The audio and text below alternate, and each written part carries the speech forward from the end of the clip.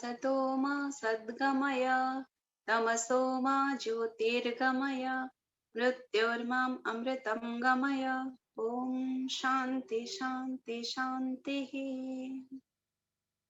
नमस्कार दर्शक बंधु, मु मिली एवं मो साथी पद्मजा आमे अष्टवक्र गीतार एई प्रकरण रे आपण मानको स्वागत करूछु।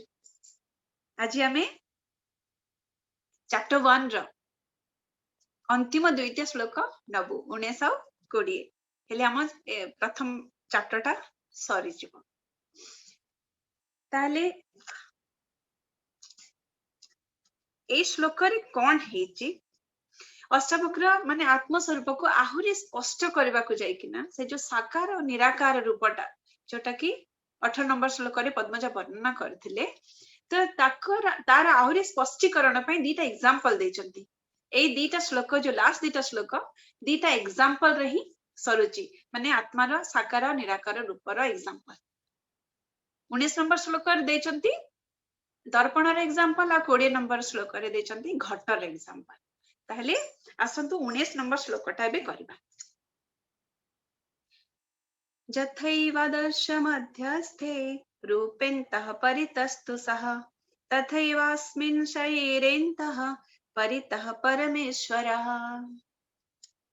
अर्थात जो प्रकार दर्पण निज मध्यरे थिबा प्रतिबिंब तार रूपर भितरे ओ बाहरे विद्यमान, सेपरी परमात्मा एई शरीर भितरे ओ बाहरे विद्यमान।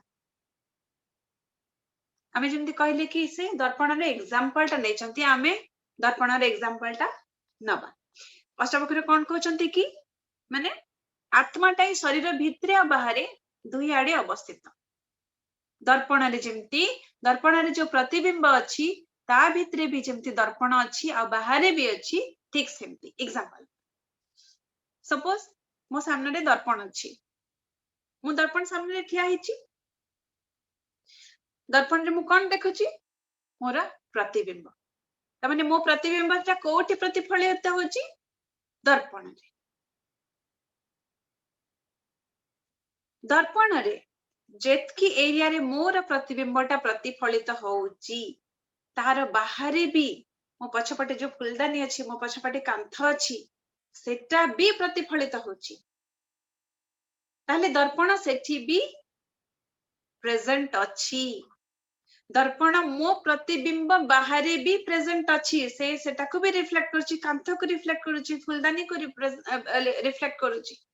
ताले दर्पण त सेठी भी अछि ही, सेटा बाहरे अछि। एई प्रतिबिंब भितरे आमे जदि देखिबा को चाहिबा तारे प्रतिबिंब भितरे भी दर्पण अछि। जदि दर्पण न थांता प्रतिबिंब न थांता ताले दर्पण प्रतिबिंब रे भी दर्पण अछि। ठीक सेमती आत्मा भी ए शरीर भितरे भी अछि आ बाहरे भी अछि। एटा तो अलगा कथा कि आमे मिरर रे केवल हम निज प्रतिबिंब टाकू ही देखिया को चाहूचे, तेणु हमको आम प्रतिबिंब देखा जाउची, बाहर किछि देखा जाउनी कि आम प्रतिबिंब भितरे थिबा मिरर टाकू, से दर्पण टाकू आजि पर्यंत आमे देखि सिखिने। आमे केवल आम निज प्रतिबिंब टाकू ही देखुचे। सेथि पई एतकी सबु कथा। ता माने होची कोनटा, एई शरीर जे कि कार्य करूची तार कर्म क्षेत्र, तार कर्म रे माने गोटे व्यक्तिर तार कर्म रे, तार भाव रे, तार चिंतन रे बा हमरे जो विचार रे, तीनोटी जगह रे ही से दर्पण बा साक्षी अछि। से दर्पण किए साक्षी। जेमति कहा जी धरा जाऊ कर्म रे माने कर्म क्षेत्र रे, विचार रे माने हम जेमति तीनटा जगत अछि, कर्म जगत, विचार जगत आ भाव जगत, आ फोर्थ तो होची साक्षी जगत। से साक्षीटा ए हमर तीनटा जगत रे ही प्रेजेंट अछि। आमे कर्म करला बेले भी साक्षी प्रेजेंट अछि आमे भावना करला बेलको भी साक्षी प्रेजेंट अछि आमे जते बेले जो विचार करूचे सेते बेले भी साक्षी प्रेजेंट अछि एठी साक्षी होची दर्पण आमे जेमती आम प्रतिबिंब टाकू ही देखिबा को चाहूचे हमको दर्पण देखा जाऊ नाही सेमिति आमे आम निजको से स्मॉल आई बा जागृत अवस्था देखिबा को चाहूचे बोली आमे से जागृत अवस्था रे थिबा कैपिटल आई टाको आमे देखि पारु नाही से साक्षी टाको से दर्पण टाको आमे देखि पारु नाही it is very much there से साक्षी नहीं तो जागृत अवस्था नहीं साक्षी नहीं तो विचार नहीं साक्षी नहीं तो भाव भी नहीं किछि जगत नहीं ही एई भितरे ही साक्षी अछि जेमिति से बाहरे फुलदानी और कांथरे भी अछि बाहरे माने एई शरीरर बाहरे भी जेमिति आत्मा अछि आ भितरे भी जेमिति आत्मा अछि सेमिति एई शरीरर जेमिति से दर्पण अछि बाहरे भी सेमिति दर्पण अछि खाली हमरा देखिबा वालार नजरिया पर डिपेंड करे व्हाट वी वांट टू सी आमे प्रतिबिंबटा को देखिया को चाहूचे ना प्रतिबिंब रे थिबा दर्पणटा को देखिया को चाहूचे आमे हमरा कर्म क्षेत्र देखिया को चाहूचे ना आमे कर्म करू करू से साक्षीटार प्रेजेंस टा को आमे देखिया को चाहूचे से साक्षी अछि बोली स्टेप बैक है कि ना ताकू देखिबा को चाहूचे आमे भाबुचे मु कर्म कली मु विचार कली किंतु मु कर्म करिनी कि मु विचार करिनी विचार तो मन करूची कर्म तो शरीर करूची मन थ्रू रे डायरेक्शन नै कि ना शरीर कर्म करूची भाव भी मन बुद्धि करूची भाव करूची किंतु आमे जदि देखिबा को जो मते भल भाबरे नोटिस करबा साक्षी कर्म करिला बेले भी प्रेजेंट अछि भावना बेलको भी प्रेजेंट अछि आउ विचार कला बेलको भी प्रेजेंट अछि ताले धरा जाऊ ताले हमर एबे स्टेटमेंट उडा को केमती हेबा दरकार अछि सपोज मु गोटे पिंक कलर रे चुन्नीटा नेची मु मिरर सामने रे ठिया हली ताले मोर परसेप्शन ता बे केमती हेबा दरकार अछि मोर कहिबार स्टेटमेंट ता केमती हेबा दरकार अछि जते बेले मु निजको दर्पण बोली भाबीबी बा साक्षी बोली भाबीबी ताले मु कोन कहिबी मोर स्टेटमेंट एमिति का हेबा दरकार जे पिंक चुन्नी वाला व्यक्ति आसिला दर्पण रे देखि कि पुनी थरे पळेई गला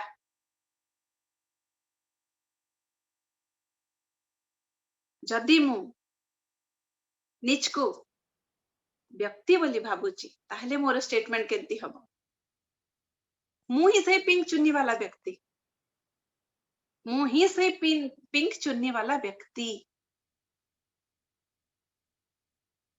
सपोज मु मिरर सामने ठिया छि मते बहुत जोर से क्रोध आसुची मु आसी जाईची आ मिरर सामने ठिया हेची ताहले मु जदि निजको मिरर बोली केना भाबुथिबी निजको साक्षी बोली केना भाबुथिबी मोर स्टेटमेंट ता कोन हेबा दरकार कि क्रोध करूथवा व्यक्तिटी आसिला तापरे मिरर आगुरु पळेई गला किंतु मु जदि निजको व्यक्ति बोली कि भाबुथिबी मते क्रोध आसुची मु क्रोधी मते राग लागुची आमे कोटा सब बेले करूचे फ्रेंड्स आमे सेकंड वालाटा सब बेले ही करूचे निजको व्यक्ति बोली कि नहीं भाबुचे आमे निजको कबे दर्पण भाबी कि देखिने कि साक्षी भाबी कि देखिने तो आजी पाखरो एया प्रैक्टिस करिबा कि जहा करूची ए शरीर करूची कि ए मन चिंता करूची कि ए बुद्धि विचार करूची भाव ए शरीर रे उठुची ए मन रे बुद्धि रे उठुची भाव किंतु मु ए सब किछि नुहे मु तो केवल साक्षी ए सब को देखिबा वाला तो फ्रेंड्स एबिठो मिरर आगे ठिया हेले निजको से व्यक्तिटा मु बोली केबे भी कहिबेनी तार प्रैक्टिस ता करिवे मु पिंक चुन्नी वाला व्यक्ति आज आछि मिरर सामने रे ठिया छि काली मु पुनी रेड चुन्नी पिंदी के आसीबी ମୁଁ ହଉଛି ସେଇ ଦର୍ପଣ। ବାସ୍ ଗୋଟେ ପିଙ୍କ ଚୁନି वाला ବ୍ୟକ୍ତି ଆସିଲା ଦର୍ପଣରେ ଦେଖିକି ପୁଣି ପଳେଇ ଗଲା। ରେଡ ଚୁନି वाला ବ୍ୟକ୍ତି ଆସିଲା ଦର୍ପଣରେ ଦେଖିକି ନା ପଳେଇ ଗଲା। ତାହେଲେ ଡୁଅରସିପ ଟା ବି ହଟିଯିବ। କର୍ତ୍ତା ଭାବଟା ବି ଏଥିରେ ରହିବ ନାହିଁ, ଅକର୍ତ୍ତା ଭାବ ରହିବ। ଆଉ ଯେତେବେଳେ ଆମେ ଯେମିତି ପଦ୍ମଜା କହିଥିଲେ କି ଯେତେବେଳେ କର୍ତ୍ତା ଭାବ ନେଇକିନା ଆମେ କିଛି ବି କରୁଛେ ସେଟା କର୍ମ ବନୁଛି। ଯେତେବେଳେ ଅକର୍ତ୍ତା ଭାବ ନେଇକିନା ଆମେ କିଛି ବି କରୁଛେ ସେଟା କାର୍ଯ୍ୟ ହଉଛି। ଆମ ଦ୍ୱାରା କିଛି ମହତ୍ କାର୍ଯ୍ୟ ହେଇପାରେ, ମହତ୍ କାର୍ଯ୍ୟ ହବ ଯେତେବେଳେ ଅକର୍ତ୍ତା ଭାବଟା ରହିବ। ତେଣୁ ମିରର ଏକ୍ସାମ୍ପଲ ଗୋଟେ ବେଷ୍ଟ ଏକ୍ସାମ୍ପଲ। ଏବେ ଆମେ ଲାଷ୍ଟ ଶ୍ଲୋକଟା ପଦ୍ମଜାଙ୍କ ପାଖରୁ ନବା। ସୁନ୍ଦର କେମିତି ଘଟର ଉଦାହରଣଟା ଦେଇଛନ୍ତି, ଆହୁରି ସୁନ୍ଦର ଭାବେ ଆମେ ତାକୁ ବୁଝିଯିବା। Over to you, Padmaja. ଧନ୍ୟବାଦ ମିଲି। খুব ସୁନ୍ଦର ଦର୍ପଣ ଏକ୍ସାମ୍ପଲ ଟା ବହୁତ ସୁନ୍ଦର। ବୁଝିବାର ଫ୍ରେଣ୍ଡସ୍, ଖାଲି ବୁଝିବାଟା ହିଁ ଯେତିକି ଡେରି। ଆମେ ସେ ଯୋଉ ଦର୍ପଣରେ ପ୍ରତିଫଳିତ ହଉଥିବା ବ୍ୟକ୍ତି ବୋଲି ଭାବି ଆଜି ଆମେ ସଂସାରରେ ବାନ୍ଧି ହେଇଯାଇଛି। ଆମ ବନ୍ଧନଟା ସେଇଟା। ଆମକୁ ବୁଝି ଯିବାର ଅଛି କି ଆମେ ଦର୍ପଣ ମାତ୍ର, ଯେମିତି ମିଲି କହିଲେ। ଫର ଏକ୍ସାମ୍ପଲ, ଆପଣ ଏବେ ଡ୍ରେସଟା ପିନ୍ଧୁଛନ୍ତି, ମୁଁ ଦେଖୁଛି ମୋ ମୁହଁଟା ଏଇଠି ଅଛି, ମୋ ସ୍ଲିଭ୍ସରୁ ମୋ ହାତ ବାହାରିଛି ଏତିକି, ତାମାନେ ଏଠି ବି ତ ମୋ ବଡିଟା ଅଛି, ରାଇଟ୍? ସେ କଭରଟାରେ ହିଁ କାହିଁକି ଆମେ ଖାଲି ସେ କଭର ଉପରେ ହିଁ ଏତେ କନସେନ୍ଟ୍ରେଟେଡ କାହିଁକି ଆମ ଲାଇଫରେ? କାରଣ ଆମ ଆଇଡେଣ୍ଟିଫିକେସନ ପ୍ରୋବ୍ଲେମ ଯୋଗୁଁ। ଆଣ୍ଡ ସୁନ୍ଦର ଉପାୟ ବି ବତେଇଲେ। ସବୁବେଳେ ନିଜକୁ ଦର୍ପଣ ବୋଲି ଯଦି ଚିନ୍ତା କରିବା ତ ମନ ତାର ଧର୍ମ କରିବ, ଶରୀର ତାର ଧର୍ମ କରିବ। ତାକୁ ଭୋକ ହବ ସେ ଖାନା ଖାଇବ, ତାର ରାଗ ଉଠିବ, ଖୁସି ଉଠିବ, ମନରେ ସବୁ ପ୍ରକାର ଇମୋସନ୍ସ ଆସିବ, ସେଟା ତାର ଧର୍ମ ସେ କରିବ। ଆଉ ଶରୀରର ଯାହା ଧର୍ମ ସେ ଶରୀର ବି ସେଇଆ ହିଁ କରିବ। କିନ୍ତୁ ମୁଁ ସେଇ ଦର୍ପଣ, just I am the knower or the witness of all whatever. ଆଜି ମୁଁ ୟେଲୋ ଡ୍ରେସ ପିନ୍ଧିଛି, କାଲି ବ୍ଲୁ ଡ୍ରେସ ପିନ୍ଧିବି, କାଲି ଗ୍ରୀନ ଡ୍ରେସ ପିନ୍ଧିବି, କିଛି ଅଛି ଅପେକ୍ଷା ଅଛି? କିଏ ବି ସାମ୍ନାରେ ବ୍ୟକ୍ତି ତାର ଦର୍ପଣ। ତାପରେ ଦ୍ୱିତୀୟ କଥା, ଦର୍ପଣର କଣ କିଛି ଇଏ ଅଛି କି ସେ କଣ ଡିଷ୍ଟିଂଗୁଇଶ କରୁଛି କି ଗୋଟେ ସେ ସୁନ୍ଦର ଜିନିଷକୁ ହିଁ ରିଫ୍ଲେକ୍ଟ କରିବ, ସେ ଅସୁନ୍ଦର ଜିନିଷଟା ରିଫ୍ଲେକ୍ଟ କରିବନି? ତା ଭିତରେ ସେ ଲିମିଟେଡନେସ୍ ନାହିଁ। ତା ସାମ୍ନାରେ ଯାହା ଆସୁଛି, ଦିସ୍ ଇଜ ଦ ରିଫ୍ଲେକ୍ଟେଡ କନସିୟସନେସ୍ ଯୋଉଟା କୁହାଯାଉଛି, ଯାହା ଆସୁଛି ସେ ବାସ୍ ସେ ତାକୁ ହିଁ ଦେଖେଇଲା। ତ ତାର ନିଜେ ନା ତା ଦେହରୁ ସେ କିଛି ଗ୍ରହଣ କରୁଛି ନା ନିଜର କାହାକୁ କିଛି ଦଉଛି। ଏକ୍ସାକ୍ଟଲି ଦିସ୍ ଇଜ ଆତ୍ମସ୍ଥିତି। ଆପଣ ଏଇ ଯୋଉ ମିରରରେ ଯାହା ବି ଦେଖୁଛନ୍ତି, ଏଇଟା ଜଷ୍ଟ ଆଉଟ ଅଫ ଫର୍ମଟା। ଭିତର ମିରର କୌଣସି ୱେରେ ଆପଣ ଇନଭଲ୍ଭ ନାହିଁ, ତାର ପ୍ରୋବ୍ଲେମ ନାହିଁ ଆପଣ ବ୍ଲୁ ଡ୍ରେସ ପିନ୍ଧିକି ଆସିଲେ, କି ତାର ସେ ଖୁସି ହଉନି କି ଆପଣ ହ୍ୱାଇଟ ଡ୍ରେସ ପିନ୍ଧିକି ଆସିଲେ, କିଛି ଫରକ ପଡୁନି ତାର। ସେ ଜଷ୍ଟ ନିରପେକ୍ଷ, ନିର୍ବିକାର, नो चेंजेस एट ऑल। जो चेंज टा होची ए व्यक्ति स्वरूप, तार रिफ्लेक्शन टा अकॉर्डिंग टू द स्वरूप, but mirror simply no change, जो ठीक है सेमती अछि। एटा बहुत सुंदर example, Etah we must use, जैसे मिली सजेस्ट करले बहुत सुंदर भाबे में सेटा को हम लाइफ रे यूज करि परिबा। एबे 20th श्लोक को जिबा, डायरेक्टली कहिबे। एकं सर्वगतं व्योम वही अंतर्जथा घटे, नित्य निरंतरं ब्रह्म सर्वभूतो गणो तथा। कौन कहिले? ଯେଉଁପରି ସର୍ବବ୍ୟାପୀ ଆକାଶ ଶରୀରର ଭିତରେ ଓ ବାହାରେ ବିଦ୍ୟମାନ, ସେହିପରି ନିତ୍ୟ ନିରନ୍ତର ବ୍ରହ୍ମ ସବୁ ପ୍ରାଣୀଙ୍କ ଠାରେ ବିଦ୍ୟମାନ। ଏକ୍ସାକ୍ଟଲି ଯେମିତି ଦର୍ପଣ ଥିଲା, ଦର୍ପଣ ପାଖରେ କୌଣସି ଜିନିଷର ଚେଞ୍ଜେସ୍ ନାହିଁ। ସାକାର ଫର୍ମ ଟା ଏଇଟା, ସେଟା ନିରାକାର ଫର୍ମ ଟା। ସାକାର ଫର୍ମ ଟା ଯାହା ଯେମିତି ଚେଞ୍ଜେସ୍ ଆସୁଛି, ରିଫ୍ଲେକ୍ସନ ସେମିତି ଚେଞ୍ଜ ହଉଛି। ମିରର କିଛି କୌଣସି ୱେରେ ଏଫେକ୍ଟେଡ ନାହିଁ। ଏକ୍ସାକ୍ଟଲି ସେ ଏଥିରେ ଗୋଟେ ଘଟର ଏକ୍ସାମ୍ପଲ ଦେଇଛନ୍ତି। ଗୋଟେ ଘଟରେ ସେ କହୁଛନ୍ତି ଆକାଶଟା, ଆମେ ଆକାଶକୁ ଦେଖୁଛେ, ଆକାଶଟା କଣ ଖାଲି ସେଇଠି ରହିଛି? ଆକାଶ ତ ଏଇ ରୁମରେ ଏବେ ମୋ ଚାରି ପାଖରେ, ଏଇ ରିମୋଟ ଚାରିପଟେ, ବହି ଚାରିପଟେ ସବୁଠି ଘେରେଇ ହେଇକି ଅଛି, ରାଇଟ୍? କିଛି ଅଲଗା ହେଇକି ଅଛି? ଆକାଶ କଣ ଗୋଟେ ମାଟି ହାଣ୍ଡି, ମାଟି ହାଣ୍ଡି ଭିତରର ଆକାଶ ଆଉ ବାହାରର ଆକାଶରେ କିଛି ତଫାତ ଅଛି କି? କିଛି ଡିଫରେନ୍ସ ଅଛି କି? ଆକାଶ ତ ଆକାଶ, ତାର କଣ ଏଇଠିର ପ୍ରପର୍ଟି ସମଥିଙ୍ଗ ଏଲ୍ସ ଆଉ ସେଇଠିର ପ୍ରପର୍ଟି ସମଥିଙ୍ଗ ଏଲ୍ସ, ଇଜ ଇଟ୍? ସେଟା ତ ନାହିଁ। ଆକାଶ ସେଇଠି ଯାହା ଏଠି ବି ସେଇଆ, ସେଇଠି ଯେମିତି ଥିଲା ଏଠି ବି ସେମିତିଆ। ତ ସେ କଣ କହୁଛନ୍ତି, ଏକମ୍ ସର୍ବଗତମ୍ ବ୍ୟୋମ, मतलब ସବୁ ଭିତରେ ଥିବା ଆକାଶ, ସବୁ ଭିତରେ, ଗ୍ଲାସ ଭିତରେ ବି ଆକାଶ ସେଇଆ, ଡବା ଭିତରେ ବି ଆକାଶ ସେଇଆ, ଆପଣଙ୍କର ଯେକୌଣସି ଜିନିଷ ଧରନ୍ତୁ ଆଉ ଆକାଶକୁ ଚାହିଁଲେ ଯାହା ଦେଖୁଛନ୍ତି ତା ଭିତରେ କୌଣସି ଡିଫରେନ୍ସ ନାହିଁ।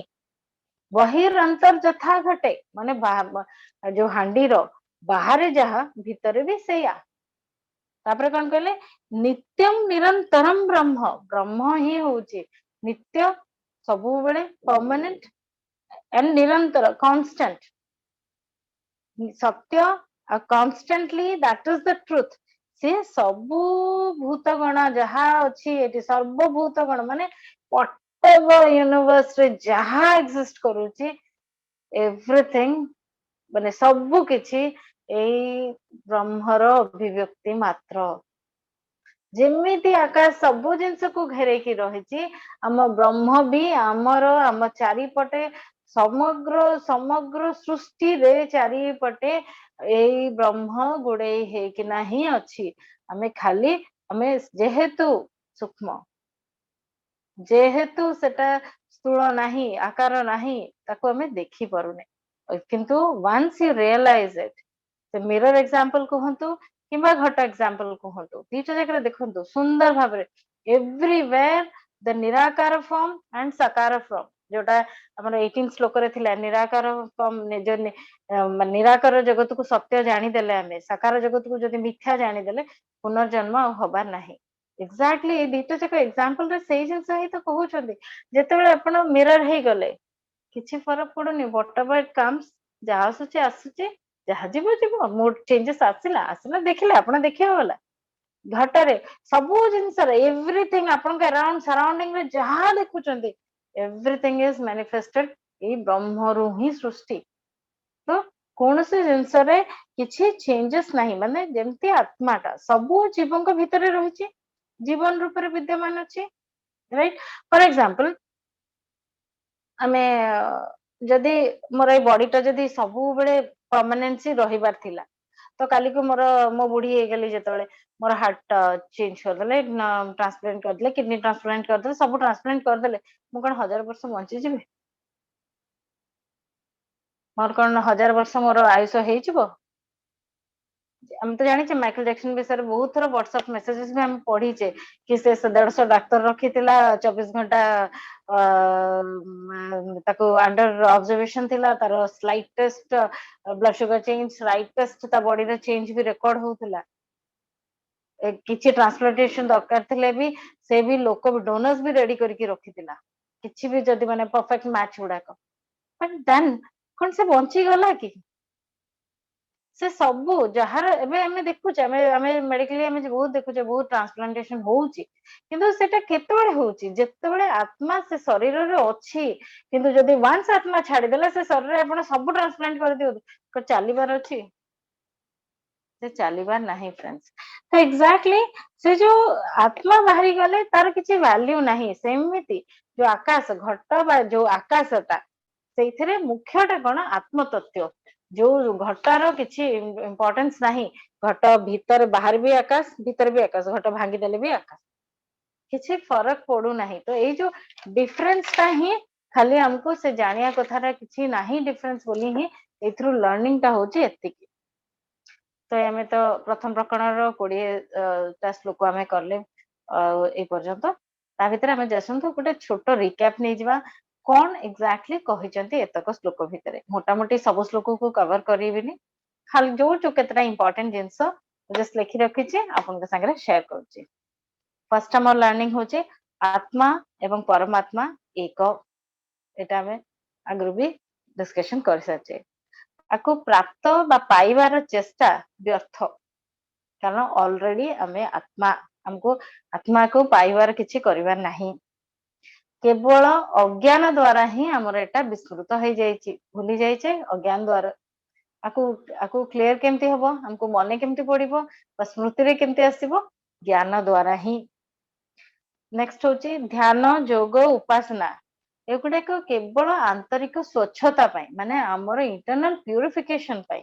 किंतु आर परम जो माने माने जेमति हम इलेक्ट्रिसिटी रो जस्ट एग्जांपल टा मने पकेबे घरे 220 वोल्ट आ कोठी 440 वोल्ट कोठी 11 केवी वायर ट्रेन रे 10000 वोल्ट भी तो जो जदी मैक्सिमम टाको जदी अनलिमिटेडनेस रो तो तरे मु लिमिट करूची एग्जांपल मु गत थर भी मेंशन करथिले but for example like let us से सेटा मैक्सिमम आउटपुट तो सेही जिंसटाको आपण को घर भीतर को जदी 10000 वाट वोल्ट दिया जीवो कोन हबो सब अप्लायंसेस भांगी जीवो तो किंतु एक्जाक्टली सेमती कहे गले हमर जो अनलिमिटेड स्वरूपटा को जानिया भले हमर इंटरनल प्रोसेस दरकार हमको सेठी पहुंची कि ताको सस्टेन करि परिबा पई जो एनर्जीटा ए जो एनर्जी रो एकदम भावंतु अनलिमिटेड सोर्स ता आपण पाखो आसुची किंतु आपण को शरीर भी तैयार थिबा दरकार ताको रेसिप्रोकेट करिकि धरिबा पई सेठी पई आपणकर जो ध्यान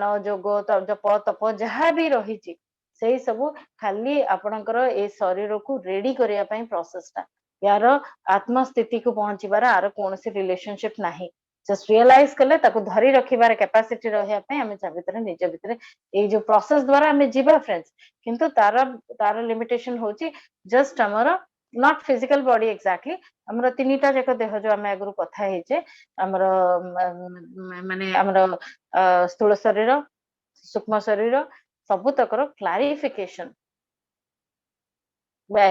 सब जिनसर क्लेंजिंग सेटा पाई हमर ए जिनसर रहिची तो सेत में एटा प्रस्तुति मात्र हमें actual experience is something else एटा खाली प्रस्तुति करूची एक्सपीरियंस न पा पे नेक्स्ट होची केवल उपयुक्त पात्रता पाई ही ए नॉलेज प्रजुज्य सेटा समस्त ए जिनसटा को एक एसिमुलेट करी परिबे नाही सेति में हमको ए प्रोसेस दे की जीवा को हबो प्रिपरेशन करे हबो टू एसिमुलेट ता तापरे होची एही प्रिपरेशन आवश्यक आत्मज्ञान स्थिति रे विचलित न होबा पे कारण अष्टवक्र जो एनालिसिस जो त्याग सर्वज्ञ जी क्लियरली कहिसंती जेतो माइंड प्रिपेयर न थाय जेमते जो 10000 वोल्ट जदी आसी गला व्हाट विल हैपन हम अप्लायंसेस गुडा भितरे फॉल्टी रीडिंग्स दबो आरंभ करबो एक्जाक्टली हम माइंड जदी भी हम बॉडी हम माइंड जदी रेडी नाही सेम रकम हमर जो आत्मस्थिति रो एनर्जी पाई गले विचलित हे जीवो बॉडी एंड माइंड एंड से पागल भलिया भी हे पारे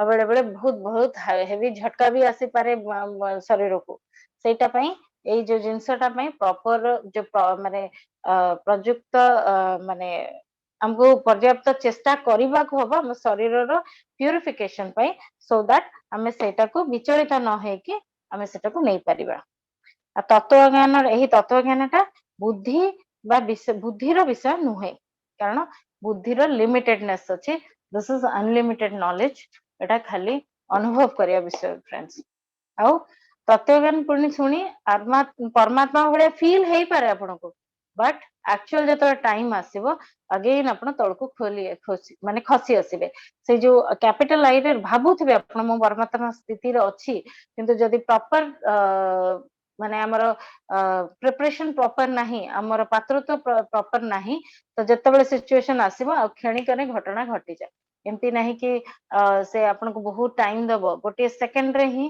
से केतबेले तळ खसी आसीबे आ केतबेले से झटकाटा लागि जायथो वी नेवर नो सेट में एटा एटा ए जो संसार रे जो हमर संसार रे हमर धारणा बा मान्यता को बदलेबा पई ही एही ज्ञानटा आउ एथिरे हमर होच कोहा जाउची संसार सत्य आमे भाबुचे संसार सत्य आत्मा मिथ्या कारण हम देखुने एमिति प्रतीत होउची बट साक्षी भाबरे रहिले एई धारणाटा भी टूटी जाए माने समय जो आमे संसारटा सत्य भाबुचे कारण हम वर्ल्ड रे आखो पाखो जहा देखुचे दिसुचे आखिरे ता तो सब सत्य बोली फील होची राइट तो सेही सत्यटा एई धारणाटा जीवो केवल एई ज्ञान रो प्राप्ति रे आउ समाधि को मध्य एक बंधन भाबरे कुहा जायछि समाधि मध्य हम समाधि स्थिति रे हम पाई जीवा कोचे एटा भी गोटे बंधन रूपे कुहा जायछि योग्य पात्रत्व ए ज्ञान नथिले ए ज्ञान रो कोनोसी प्रभाव पड़िबो नाही माने अब जेते सुनिले भी जदि हम पात्रता बराबर नाही ताहले एते सुनिले भी ज्ञान रो किछि लाभ नाही कारण क्षणक भितरे घटना घटी जाए एबे हम समस्तन को हम पात्रत्व पाई हमको अध्यावसाय करबा को ही हबो तो हमको सही जप तप फ्रेंड्स हमको ध्यान करिया को हबो कारण we have to reach to that state एथरे शंकराचार्य मध्ये आधे गोटे कहिचंती खत्म करी शंकराचार्य कहिचंती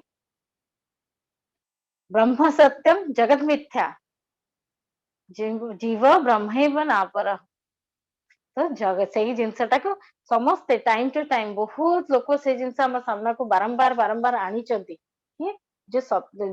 जो आमर जो संसार दिशुची एटा मिथ्या एटा आम मानिबा ऊपर फ्रेंड्स तो आपण मानक पई आई होप एटा आपण मानक किछि कनेक्ट करिथु हम आशा करूछु बे आधेरु हमें 20 टा चैप्टर्स अछि आधेरु हमर जे फर्स्ट चैप्टर सरी गला नेक्स्ट हमें प्रकरण रे हमें सेकंड चैप्टर को कवर करबा जो थिरे एतळे पर्यंत अष्टावक्र आंसर दउथिले जनक शुणुचंती जनकंकर ज्ञान हेई जायछि किंतु जनक एई पर्यंत पाटी खोली नाहंती कि कोनोसी जुक्ति बाढ़ी नाहंती कि किछि मु जानि देछि किछि से नै माने कोनोसी प्रकार डिस्टर्ब करि नाहंती एबे सेकंड अध्यायटा 25 टा श्लोक जनक उत्तर देबे सेटा सुनी कि ना तंकर कोन हेचे सेटा भी आमे आशा करछु सेटा भी बहुत इंटरेस्टिंग थिबो जनकंकर फर्स्ट हैंड एक्सपीरियंस हमें सुनिबा एंड सेति पे सेति पर्यंत फ्रेंड्स हमको विदाय दियंतु धन्यवाद